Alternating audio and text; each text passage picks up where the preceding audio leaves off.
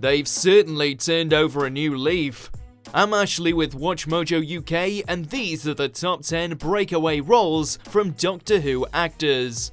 Before we begin, we publish new content every day, so be sure to subscribe to our channel and ring the bell to get notified about our latest videos.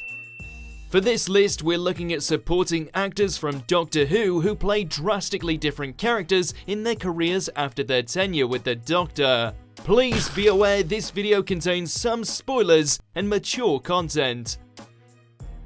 Number 10. Alex Kingston as Naomi Shropshire. Gilmore Girls, A Year in the Life. First appearing in a less prominent capacity, River Song would develop to be one of the most interesting Doctor Who characters. If you ever loved me, say it like you're going to come back. Brought to life by Alex Kingston, it was hard to imagine the actress playing anyone else. This made her role as Naomi Shropshire extra surprising and entertaining. Helping Rory with her book career, Kingston plays the role with visible joy. But if I found someone really like-minded who I could write it with, somebody like yourself, well, that's intriguing. Naomi is a woman who bears all, but in a different way from River. Although a supporting role and less extravagant than her work on Doctor Who, Kingston is still delightful to watch. Are you the whale or the rabbit? I don't know. The what? Number 9. Michelle Gomez as Madam Satan. Chilling Adventures of Sabrina. Not strictly a companion of the Doctor, Gomez portrayed the most recent incarnation of the Master, Missy. Who are you? Oh, you know who I am. I'm Missy. Coming from a very prolific career, it is no surprise that Gomez has played many different types of roles. Although Missy has her own agendas, Gomez's role as Madam Satan is even more devious, as the name may suggest. I know, young Harvey Kinkle has been moonlighting in the mines.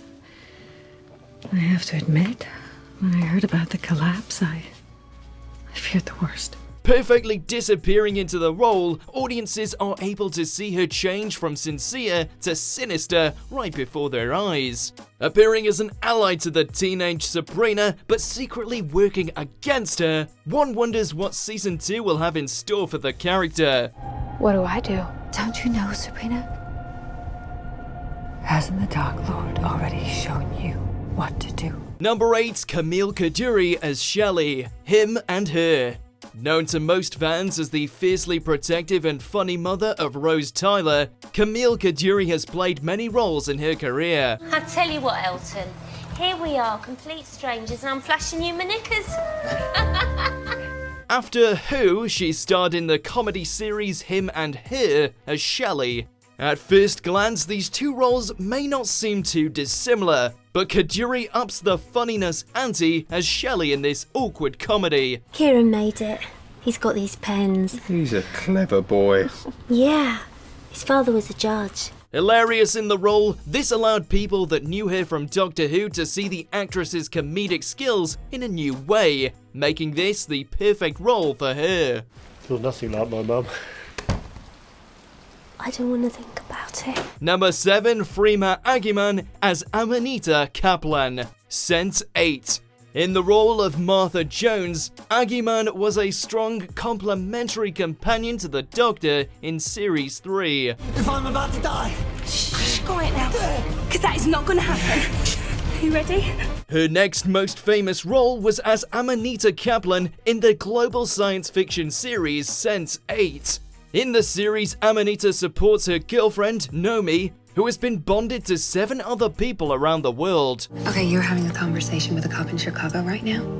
Yeah, I guess I am. Funny and quick thinking, Amanita is always useful and finds unique solutions to problems. Affecting an American accent as well as a completely different look, there are few traces of Martha in Agyeman's Amanita. Choice is less about what happens than it is about how we deal with it.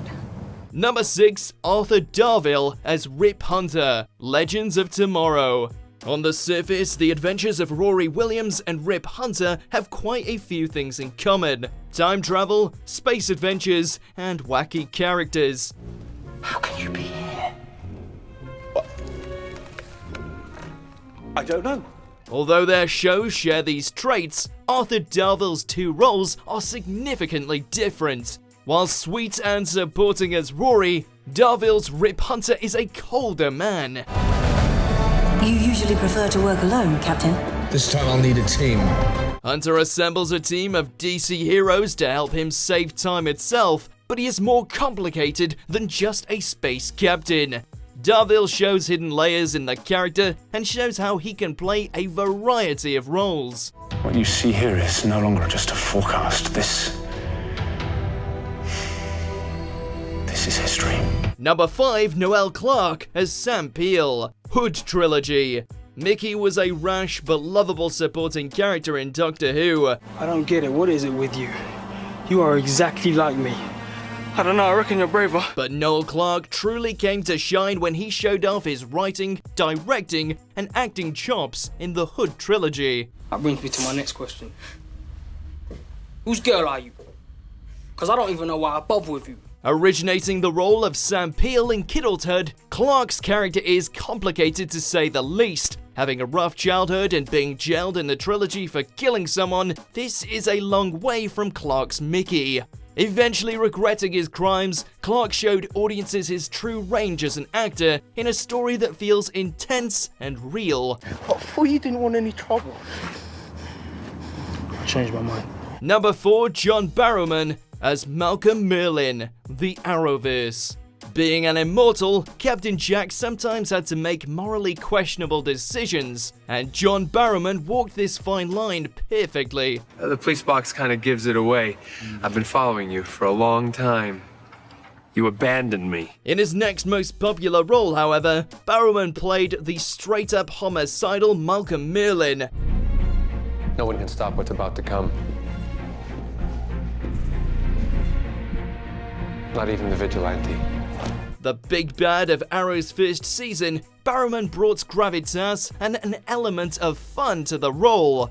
His character has been expanded upon throughout the Arrowverse history, and throughout the years we have been able to see Barrowman's range as an actor.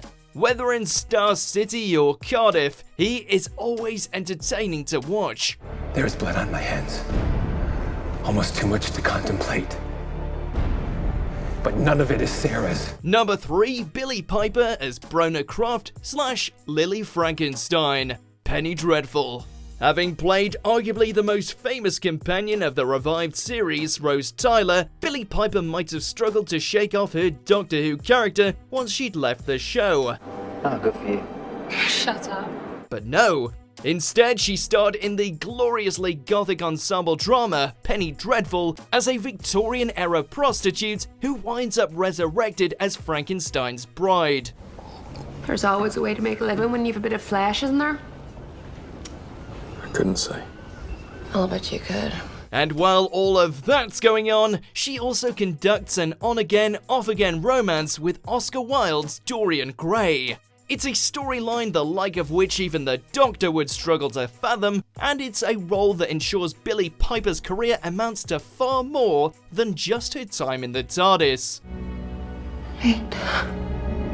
Number 2, Jenna Coleman as Queen Victoria. Victoria. Going from the TARDIS to royalty, Coleman's portrayal of the Queen is superb.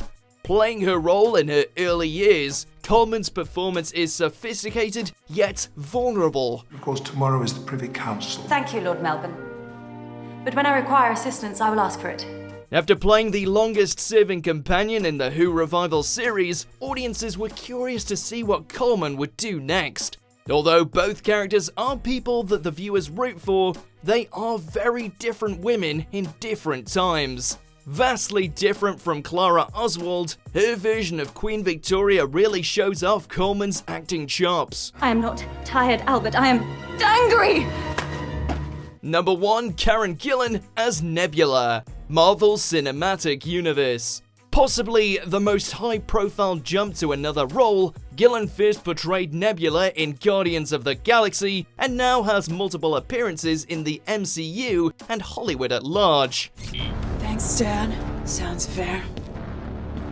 The villainous sister of Gamora, Nebula is a far cry from Amy Pond. I will be free of these shackles soon enough and I will kill you.